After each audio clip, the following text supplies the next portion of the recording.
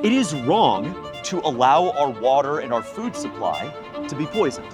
Vaccines, medical intervention, fluoride, all of that is under this umbrella of non-consensual medical intervention. I want to get fluoride out of the water supply in Florida, full stop.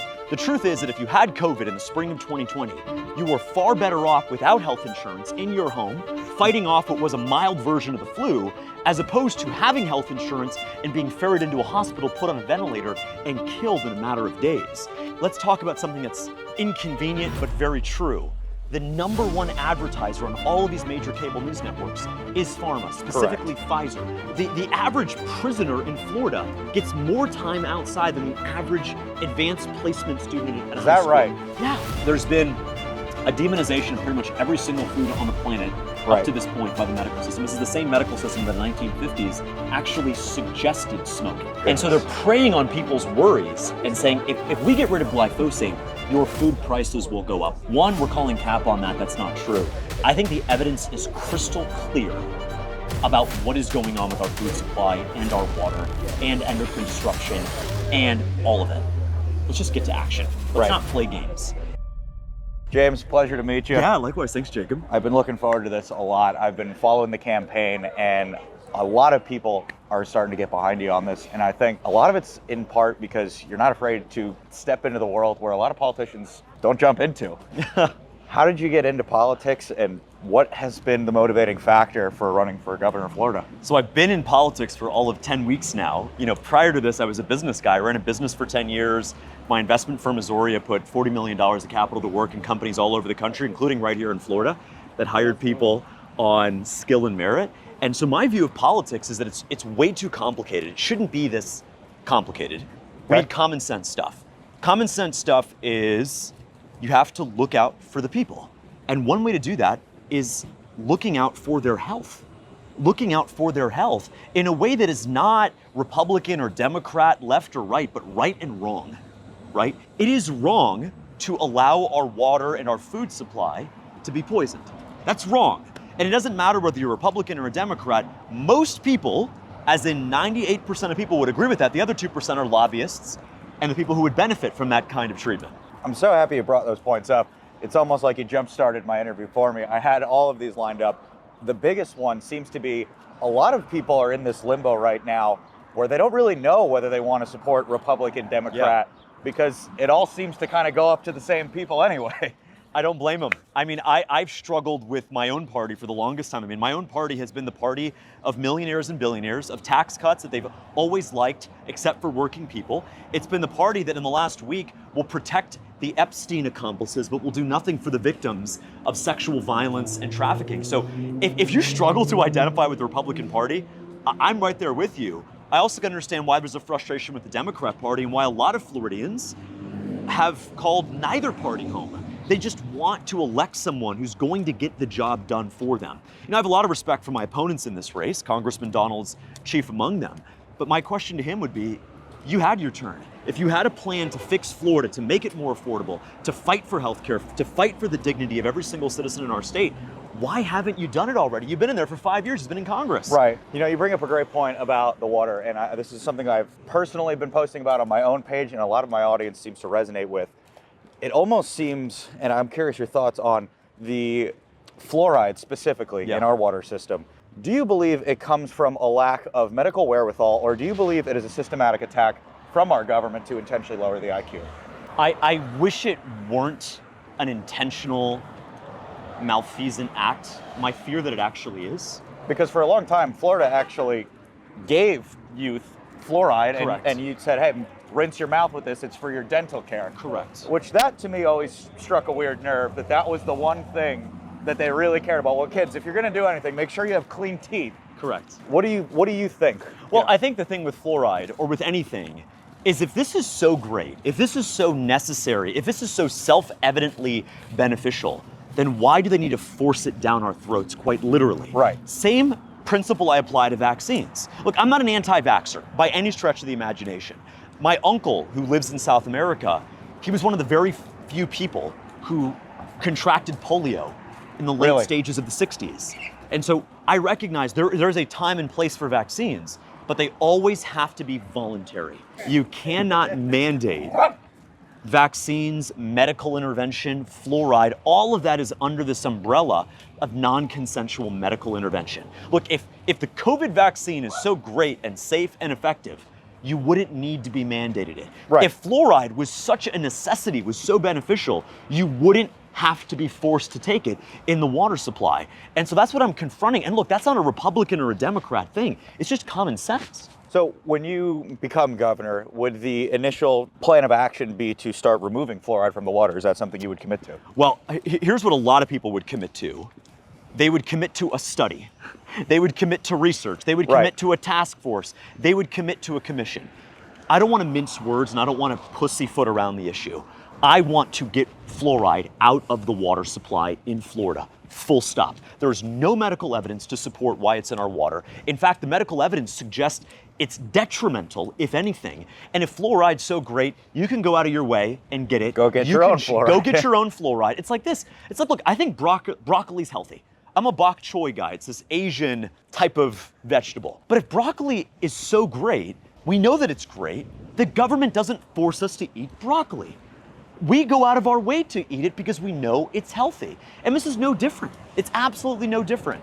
And so if fluoride is this life-saving, it's just absolutely the silver spoon of panaceas, then get it on your own. You don't need to be forced to take it. And so I'm worried about the disruption that it has to our bodies, to the endocrine system, to all of that, especially in younger kids who are still developing. And what I want to work to do, not commission a study, not put together a task force that will do nothing but wag fingers, but actually get this out of our water because there's no evidence to suggest that it supports us. How do you start something like that? A detoxification of our water supply. That's a big project. That's a good word. Detoxification of the water supply. Here's how I would start it. Now, the water, as you know, is set by individual counties. There's water management districts. There's obviously water done at the county level. I'm going to give counties the opportunity to do this voluntarily. Make the case for them. Look, when you're hiring, not electing, when you're hiring a governor, you're not just hiring someone who has the right ideas. Hiring, I like that. You're hiring someone who's able to sell those ideas, to effectuate, to put those ideas into practice. And so, one, I'm the only candidate who's actually concerned about the issues that you care about, which are detoxification of our water supply. Yes. But secondarily, I actually have a plan to do something about it. You have to work with the county governments. You have to get them on board. When we show them the evidence, when we make very clear we're not going to tolerate this, we give them a ramp down to get it out. You know, it can't happen overnight, sadly. Right. But it can happen pretty darn quickly. Call it 90 to 180 days. Get this out of our water, and I think we'll be in great shape. You think it would take as quick as 180 days to fully detoxify the water? Not fully, but I believe that we can start that process in 180 days. Yeah. Do you believe it's something that would be achievable in a single term? Oh, absolutely. Wow, that's absolutely. incredible. And it's one of those things that it's a very surprisingly popular issue. Right. It's not an issue where you're going to have opposition. You know, there's a lot of issues where it's 50-50, 60-40. Split, you have to go against the resistance, yeah. go back and forth. You don't have that issue.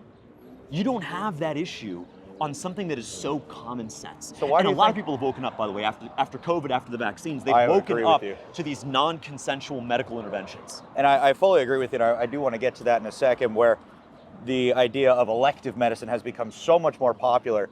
Since COVID-19, people have realized their doctor might not have all of the information to make the best decisions for them. Correct. Which is entirely... Or could in fact be incentivized to make the wrong one. Yeah, intentionally, financially. But before I get there, why do you think nobody has tackled this issue before? If it's such a wide consensus that fluoride does not belong in our water, why has nobody touched this? It's a good question. It's one of those things where you sound like a kook talking about it. Right, the tinfoil hat and all. The tinfoil hat, kind of like you sounded like a kook in the minds of some people when you opposed ventilators or opposed vaccine mandates or mask mandates for 5-year-old, 6-year-old kids. At some point, I'm willing to look stupid to a small percentage of the population if it means getting the job done. And so I think you have to be able to just recognize that, look, you can't get something effective done unless you are willing to look foolish in the short term. And I'm willing to look foolish because I know the facts are on our side. I love that, man. And I would say a lot of that is especially pertinent in medicine because you will hear this phrase over and over again. I know I certainly have, is you're not a doctor, you're not qualified to make those sort of decisions. And I think the antithesis of that, I think if you're not a doctor, you should be able to be given resources that let you make those decisions. That's what the doctors are for, is to give you the proper information to tell you, make your own choices based on the information that's available. Correct. I love this idea of elective medicine, like the non-forced medicine that you talk about. When it comes to, especially post-COVID-19, a lot of people are now taking medicine and treatments into their own hands. Correct, as they should. The bigger issue I see when it comes to that is there are still a lot of people who teeter-totter on that line where they say, well, I would only take my advice from a doctor. Now, I think when you have a split like that in the population, it can be very difficult to move forward with any sort of actual protocol or plan. So for example, vaccines, right? If I'm someone who says, I think vaccines are great and I think everybody should have them, but then half the population doesn't adopt, do you think that puts a hindrance on how well we can actually move forward as a state? Or do you think it should be institutionalized to the point where everything should be elective or everything should be enforced? Loaded question. Yeah, well, I think it's a good one, which is if you could have one extreme, you would always go with everyone gets to have a choice with what they do. That's how we actually, I think, crack this issue long term. I mean, let's just zoom out for a second. If we gave every single person in Florida universal health care tomorrow, and then we zoomed forward 6 months, would the population be healthier? No. Probably not. Probably not, because they're still going to eat the same crap, they're going to drink the same water, they're going to exercise or lack thereof in the same non-existent way. And then when they go to be treated for those same problems, they're going to get the same medications that are going to create 5 more problems, and we end up in this cycle. Exactly, and so universal healthcare presupposes that the healthcare in question is actually beneficial, and we know that's not the case. I mean, the truth is that if you had COVID in the spring of 2020, you were far better off without health insurance in your home, fighting off what was a mild version of the flu, as opposed to having health insurance and being ferried into a hospital, put on a ventilator, and killed in a matter of days. And so we can't just assume the universal good that is universal healthcare. My view is always trust people to make decisions. Don't make decisions for them. Fluoride is one example of that. Vaccines are another. If these things are so good, so obviously beneficial, trust that people will do them anyway. Right, they make the choice for themselves. Anyway. Oh, especially when it comes to the idea of big pharma, practicing medication. Something we saw in COVID-19 was one of the only drugs that saw an effective way of stopping COVID-19, Ivermectin. Yes. And the first thing they did to Ivermectin was what? Demonize the crap out of it and say no one can use it anymore. Look at what they did to Joe Rogan. They made an example out of it. And they the literally horse dewormer, is the word they used over and over. Paste, all of that. Mind you, it's Ivermectin. The creators of it were awarded the Nobel Prize for this breakthrough discovery. And so there is this resistance. Now, let's talk about something that's inconvenient but very true. The number one advertiser on all of these major cable news networks is Pharma, specifically Pfizer. So you could understand in a very rational way why Pfizer would not want you talking about Ivermectin on CNN, because that affects their ability to sell their safe and effective vaccine. Correct. And so I view it this way. There are really largely rational actors at play here. Pfizer, for as duplicitous and disingenuous as they are, as evil as they are, their behavior is perfectly rational. Of course they would want to oppose They're a business Ivermectin. At the end of the day. Of course they would want to do that. Funny statistic out there online. I think it's Pfizer's been in business for 175 years and has cured 0 diseases. That's right. which is pretty radical to me. Well, and I think that the spectrum usually on anything, any intervention is, well, is it effective or is it ineffective? Can something actually, you think about it, well, this vaccine, is it good or is it bad? Or no, the real question is not whether it's effective or ineffective. It's whether you move past the ineffective stage. Because even in a best case scenario, you could say, oh, well, Pfizer, the vaccine, COVID, fluoride, it's ineffective at doing X, Y, Z. No, it's actually counterproductive. Right. It actually makes things worse. I love the fact, by the way, that you opted for a walk for this interview. How difficult is it for you to get your exercise in with what you're doing now? It's a little bit tough, but I do it every day. And the way I do it is I usually walk from the hotel to Starbucks or to somewhere to get a coffee in the morning, I try to get out at least and do 2 to 3 miles a day. It's hard on the campaign, but you get those steps in where you go. And this kind of goes back to the question too of public education. I'm a public school kid from kindergarten to graduation. I come from a family of public school teachers. Builds character. It does. And there's no sense of physical fitness tests, of outdoor. Recess is effectively gone in our public schools. I think there should be recess for even high school and middle school students as well. The average prisoner in Florida gets more time outside than the average advanced placement student at high school. Is that right? Yeah. And that's crazy. Think about that for a second. That's crazy. And so my view is, if you wanted to set kids up to fail, if you just started with that principle, like, Jacob, we're gonna get together and we have this group of smart, curious, a little bit crazy at times kids, but we wanna set them up to fail, what would you do? No ventilation, no creativity, no outdoor time. Most of the day is indoors, perhaps away from natural sunlight, and then look at the absolute crap they are serving in our cafeterias. Yes. Here's my idea for our public school cafeterias. Let local run restaurants take over public school cafeterias. You got taco day on one day, you got salads, you got bowls. The great thing is it helps local businesses, gives them more business, and then it also gives the schools and the students a real nutritious meal. I mean, if you wanted to set kids up to fail, no ventilation, no outdoor time, no sunlight, and no natural food, I would get rid of seed oils, get rid of high fructose corn syrup, get rid of hydrogenated oils, all of that in our public schools. Because listen, our public schools and our government should be what we put on the pedestal. Right. Right?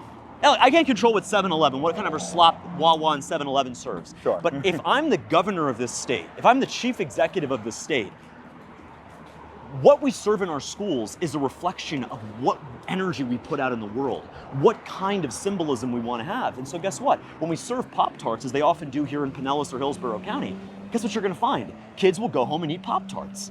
Look, I can't stop a kid from eating a Pop-Tart, but I'm not going to serve up that crap at our public schools. Now, I think someone that completely dropped the ball on this was the Obama administration, specifically Michelle, who took the lead on this. Yeah, Michelle Obama. And again, I don't particularly like their politics, but I have a lot of respect for President Obama and First Lady Michelle Obama. But this was supposed to be her hallmark, her legacy was to get into our public schools. And I was at some public schools recently on the campaign trail, and this stuff is inedible. It is inedible. Did you try some of the food? Disgusting. Was it pizza day? What'd you try? It was Mexican pizza day. One had a Jamaican beef patty. I mean, and the crazy thing is how much money we're spending on absolutely horrendous food. What does the food budget look like for the public school system? We can break it down by county, but it works out to be something like $2,000 per student per year. Wow. Think about what $2,000 per student per year could actually accomplish with a small business that's serving up salads, you got tacos, you got ground beef, ground turkey, you got a whole variety. What I would do is I would give the cafeteria, I would give it to 5 local small businesses. Each day they come in, they do prep work, they serve up, you got a vegan option, a vegetarian option, a fish option, all of that. And then let the kids eat from that option of foods. It's gonna be cheaper for the taxpayer, it's gonna be healthier for the kids, and they're also gonna walk away feeling really good about themselves. Again, I don't think there's a big correlation between kids eating Pop-Tarts and Jamaican beef patties and doing poorly on our tests, but I wouldn't also say there's zero correlation. Right. I can't function without good food in my body. I struggle doing that on the campaign trail because when you're in small rural counties, when you're in food deserts, you don't have those same options. And so I know in my own life, you know in your own life, that if we went on the supersize me diet for a couple weeks, we could not cognitively perform. The goy slop. The goy slop, and it should be no controversy to say that our kids deserve better. I agree with you wholeheartedly, and I do think, as much as we don't want to teeter the line of making claims without fact, I do believe it has a direct impact on our education system and the way people are able to learn. Well, correct. Especially when it comes to sugar and everything like that, the way it affects the brain. All of that. I mean, and that's not even, we don't even have to get it. Well, where's the study that says public school food does this, that, or the other? Well, here's the study that says all the types of food that they happen to serve at public school has this deleterious impact on cognitive function, on physiological balance, etc. So you just extrapolate and say, this is not okay. Or now that we're done up with our walk and we got our steps in, I think the biggest thing we touched on right at the end there was the school systems as well as the food that we're feeding our children. how can we make steps? I love the idea of bringing in local food businesses. What can we do for a healthier Florida? Base plan. Base plan is education. What happened to culinary class? What happened to home economics? These kids don't know how to cook anymore, and if they do, it's the same processed food in the microwave.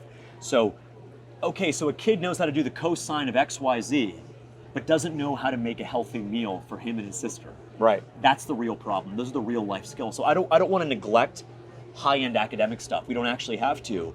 We need to be able to graduate students who can do well academically, but to do well academically, you know how to fuel your body, you know how to cook for yourself, you know what foods to avoid like the plague, and you know which foods to really double down on. And so that's, I think, a necessity of our public schools.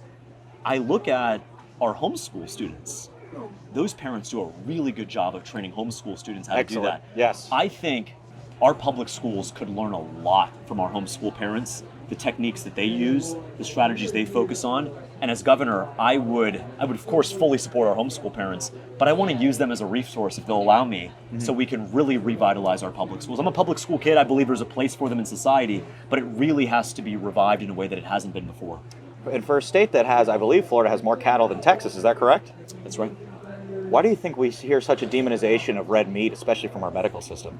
Well, there's been a demonization of pretty much every single food on the planet Right. up to this point by the medical system. This is the same medical system that in the 1950s actually suggested smoking. Correct, yeah. They weren't indifferent about smoking. They actually was healthy, suggested yes. it as a healthy option. So I think that if we're going to spend all day trying to diagnose and demystify why certain medical associations will carry the line of big food and big pharma, will attack red meat and push the plant-based slop, will push the bug-based slop, we know very clearly why that's the case. Who funds these studies? We don't have real transparency. What we do know is that beef is good for you. Red meat is good for you. And if I'm going to do one thing for cattle ranchers, it's to better connect them directly with consumers. The reason why Walmart or Publix or Aldi does not want a small town cattle rancher in Highlands, Okeechobee, or Madison County directly selling ground beef to the consumer is because they miss out. They can't be the middleman. Margin they is can't not mark there. it up. They don't have the margins. They can't make profit. If you're serious about health, if you're serious about food safety and security, you will allow farmers to directly sell poultry, meat, and produce without the middlemen, direct to consumer. That's something that we're going to get done if you hire me as governor. Do you think that's something that has to require some sort of state tax dollars to create a program where that can be accessible? Or is that something that you believe can happen strictly on optics or in some sort of line of business? I think it's probably going to depend on the individual county. What I would say is you have to meet some minimal restrictions, minimal safety standards around your business.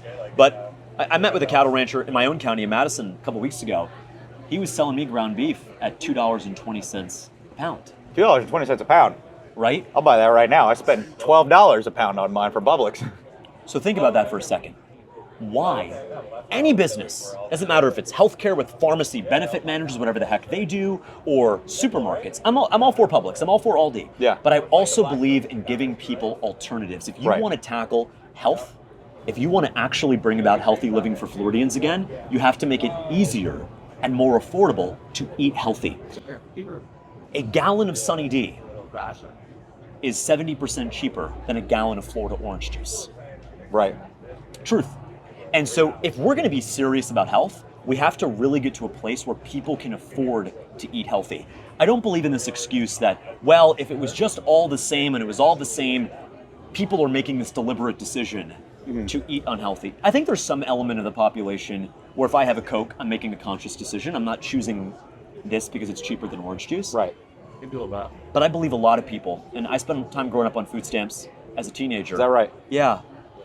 There are a lot of people Limited that I grew options up around. with that, huh? Limited options purely because of price. Right. Nobody wants to drink Hawaiian Punch. Nobody wants to drink Tampico or Sunny D. They'd much rather have a glass of orange juice. Right. And yet, when Tampico, Sunny D, and Hawaiian Punch are 70 to 80% cheaper than orange juice, you shouldn't be surprised that somebody on a $200 budget with their SNAP card is limited to those options. Now, there's a separate debate to be had about welfare. It should not be a lifestyle. I believe a safety net, but not a safety jacuzzi or a safety Tempur-Pedic. Safety jacuzzi. That's good. Right? You want to be a trampoline. An American citizen needs help, we're going to help them. But I think if you're serious, you actually have to ban junk food, ban processed foods, ban sodas and sugary drinks from the food stamp program. The food stamp program is called SNAP, Supplemental Nutrition Assistance Program. N, Nutrition Assistance. N, Nutrition Assistance. How are you assisting people's nutrition? By giving them a very small amount of money and knowing full well with that amount of money, they got to feed 4 or 5 people. They can't seek out healthy options. So I would ban, I would increase the amount, but I would also shorten how long you can be on the program. This has to be a temporary program. It cannot become a lifestyle. I couldn't agree more. And something that I think has been a huge problem for this, what my company does over Time Men's Health, we typically try to focus on male hormones. And it's one of the most attacked things we see in the world right now. Specifically, I believe it's coming from our food. As we've seen, the testosterone level since 1970 has dropped 1% per year. We are 50% lower. Yeah. The average testosterone level right now, we test people every single day. The 20-year-olds that come in have lower testosterone than the 60-year-olds that come in. Amazing. Every single day. It's insane. I believe it's in large part to our nutrition. I believe it's in large part to the endocrine disruptors that are sprayed on our crops, the plastic in the bottles. For something like endocrinology and trying to solve this male hormone issue, which is probably the biggest reason why we have the demasculation of men in our country as well as Florida, what would a first step look like in trying to get these endocrine disruptors out of our food? Glyphosate is chief among them. Correct. The problem is the people who run large parts of our ag business. I was in Belglade in Southeast Florida, and there was a giant sign that said, "Protect glyphosate, otherwise we'll get food inflation." Oh my goodness. And so they're preying on people's worries and saying, if we get rid of glyphosate, your food prices will go up. One, we're calling cap on that. That's not true. Two, I think that's because there's no. your health will go up if we ban glyphosate. Your health will go up if we migrate away from water bottles of the plastic variety and actually do something that's sustainable for the environment and sustainable for your health. I think you have to lead by example. I think the way you do it is you start with the most impressionable group, which is young kids, elementary, middle, and high school. You have to get this stuff out of the public schools. So you lead by example, which says any produce that is served up in a Florida public school cafeteria cannot have been sprayed with XYZ, starting with glyphosate. We can't have plastic water bottles. We can't have Cedos. We can't have this, that, or the other. We're not going to have plant-based, et cetera, et cetera. And so you lead by example. And the hope is that between demonstrating what good, healthy food can be, and it can be very tasty, and also educating that you impart that skill, you also tackle it from the nutrition assistance side with food stamp programs like WIC as well as EBT, and you say, look, we care about our neighbor. We look out for our neighbor. We don't let our neighbor eat malnutritioned food. We don't let our neighbor consume poison. And when you put that crap in your system and we force you to buy it by making your SNAP benefits so small, that we're pushing you down a situation that, one, is bad for your health, but also long-term is bad for the rest of the taxpayers, because when they end up in the hospital for the next 10, 15 years and are on Medicaid, they're uninsured. We all pay the financial burden for that. Now, a lot of Americans are concerned that a lot of these chemicals in our food and our systems are, number one, they're owned by the same companies that also own our medical industry. A lot of people are worried that they're there by design to make us require more prescription drugs. How do you even begin to assess a situation like that? I mean, at the end of the day, we know the 3 major companies that own most of our food, medical, and everything in between is Blackrock, Vanguard, State Street. How can you even start to tackle something like that, especially with the current conflicts we're seeing in our, with overseas and everything that's happening right now? Well, you start doing it by doing it. Right. Dr. King always said, you don't have to see the full staircase to take the first step. I have a really good idea of what those first steps are going to be, call it the first 6 to 8 months of my administration, but it's bringing parents back into the conversation. It's bringing doctors who are awake to the reality that you're talking about. It's bringing fitness experts, people who actually know what food is going into our body and the harm that it's causing us. If we have a real conversation about this, look, I'm not going to be someone who's going to commission new studies. Right. I think the evidence is crystal clear about what is going on with our food supply and our water and endocrine disruption and all of it. Let's just get to action. Let's not play games. And so that is my view, is spend less time. And look, if we're going to play this game, why are we here? Blackrock, all of it, we're all in control. It's all the PSYOP. We're never going to get anything done under the weight of this option paralysis, of this anxiety. Sure. You don't have to see the full staircase to take the first step. And the that. first step is, that's all we have to do first. There's a lot of people that are succumbing to the pressure of either big pharmaceutical industries outside funding from predominantly Israel. You've been outspoken on, I'm not going to take any money from AIPAC or anything from like... Or any foreign organization. Or any foreign if organization. India had an equivalent of AIPAC, they do, by the way, I wouldn't take money from them either. The very simple reason is I don't care if you're a Republican or a Democrat. I am running to represent you here in Florida. I resent that not just the Democrat Party, but a large part of the Republican politicians traffic in the culture war, try to divide us, when there's far more that unites us. There is a common enemy in this fight. That is the Blackrocks of the world, that is the Pfizers, the Unilevers of the world. I can't stand the idea that Americans are being pitted against each other when there is an existential enemy that is really undermining everything about our way of life. And it honestly seems to be more of the right-wing party that's becoming more literate to this. Sure. Do you see that as a threat to potential elections in the future? How is a Republican president going to get elected if half of the party is awake to the idea that the parties are garbage? The parties are garbage. There's effectively one party called the Uni-Party. It has two branches. They agree on almost everything. Both parties are in cahoots protecting Epstein's accomplices. Both parties have pushed the lies of big pharma and big food. And people want someone new. They want a new movement. I've been toying with this idea of the refounding. This summer will be 250 years since our brave founding fathers set this country into motion by signing that Declaration of Independence.